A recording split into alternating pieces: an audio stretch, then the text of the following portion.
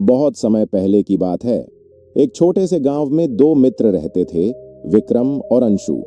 दोनों ही बचपन से साथ बड़े हुए थे, लेकिन उनकी सोच में एक बड़ा अंतर था। विक्रम जीवन में केवल अपने लाभ के बारे में सोचता था। उसका मानना था कि जब तक खुद का भला न हो, तब तक दूसरों के लिए कुछ करना व्यर्थ है। वहीं अंशु सेवा भाव का पुजारी था। वह मानता था कि दूसरों की सेवा ही सच्चे सुख और शांति का मार्ग है। एक दिन गांव में खबर आई कि पास के जंगल में गौतम बुद्ध का आगमन हुआ है और वे कुछ दिनों तक वहीं ठहरेंगे। ये सुनकर पूरा गांव उन्हें सुनने के लिए उमड़ पड़ा। विक्रम और अंशु भी पहुंचे। गौतम बुद्ध ने वहां उपस्थित सभी लोगों से पूछा, यदि कोई दीपक सिर्फ अपने लिए जलाया जाए तो क्या वह अंधकार को दूर कर पाएगा? लोग चुप रहे। बुद्ध ने मुस्कुराते हुए कहा, दीपक तभी सार्थक होता है जब वह स्वयं जलकर दूसरों का अंधकार मिटाए। इसी प्रकार मनुष्य भी तभी सार्थक होता है जब वह अपने जीवन से दूसरों के जीवन में प्रकाश फैलाए। इस उपदेश का अंशु पर गहरा प्रभाव पड़ा, लेकिन विक्रम ने सोचा, ये बातें तो बस कहने की हैं। असली दुनिया में तो खुद का फायदा ही सबसे जरूरी होता है। कुछ महीनों बाद गांव में भयंकर सूखा पड़ा।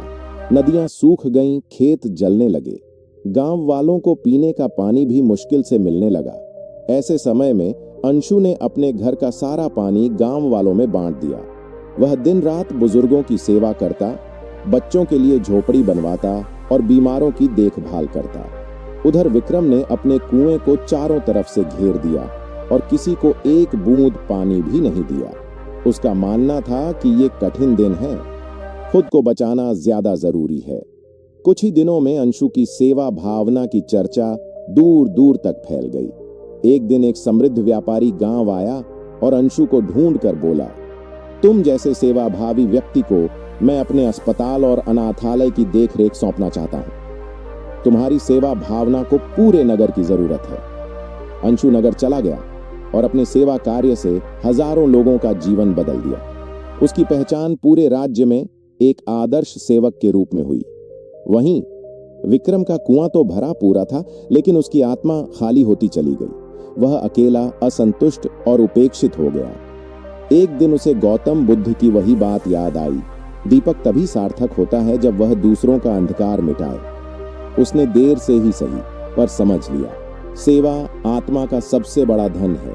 स्वार्थ से भरे जीवन की कोई लौ नहीं होती और जो दीपक नहीं जलाता वह अंततः अंधकार में ही खो जाता है। गौतम बुद्ध के अनुसार सेवा का मार्ग ही सच्चे सुख और शांति की ओर ले जाता है। स्वार्थ सीमित है, लेकिन सेवा अनंत है। जब हम दूसरों के लिए जीते हैं, तभी हमारा जीवन सच्चे अर्थों में सफल होता है। दोस्तों, अगर ये कहानी आपको पसंद आई तो हमारे YouTube चैनल को सब्सक्राइब करना न भूलें, ताकि